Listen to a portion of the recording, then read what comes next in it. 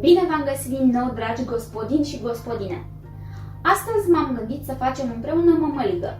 O mămăligă virtuoasă, ciobănească, exact așa cum făceau bunicile noastre la țară.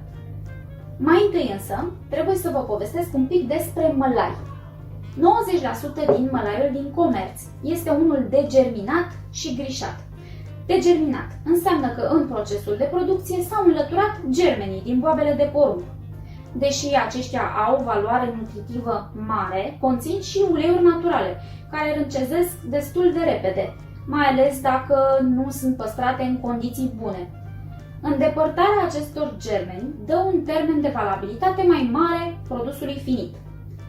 Grișat înseamnă că mălaiul este trecut printr-o mașină care se numește mașina de griș. Aceasta îi uniformizează granulația.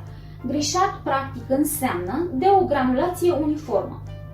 Eu am aici mălaiul obișnuit, grișat, pe care îl putem găsi peste tot.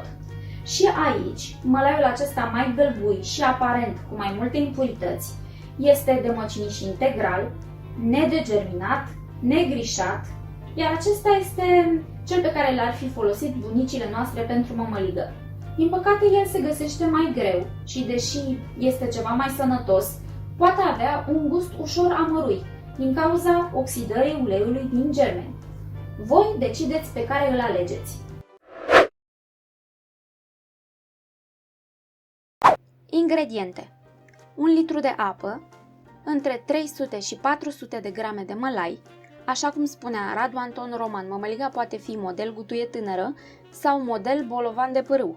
Eu aleg modelul gutuie tânără, adică 300 de grame de mălai la litrul de apă, o linguriță de sare și opțional puțin unt sau ulei. Deoarece mămăliga vârtoasă sau mămăliga ciobănească trece printr-un proces îndelungat de gătire, cel mai bine vă va servi un vas de fontă cu pereții groși. Punem apa în vas împreună cu o linguriță de sare. Punem vasul pe foc. Chiar imediat, înainte ca apa să înceapă să se încălzească, se presară în ea mai bine de jumătate din cantitatea de mălai prevăzută în rețetă. Se amestecă din când în când, ca să nu se lipească de fund.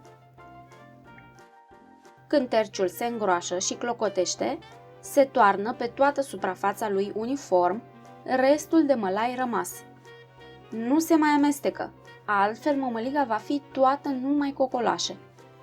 Se dă focul mai mic și se fierbe. Pentru această cantitate, minim 20 de minute. Dacă preparați o cantitate mai mare, atunci se fierbe mai mult. După această perioadă de fierbere, se amestecă sârguincios și îndelung în mămăligă. Aceasta este partea cea mai grea la mămăliga ciobănească.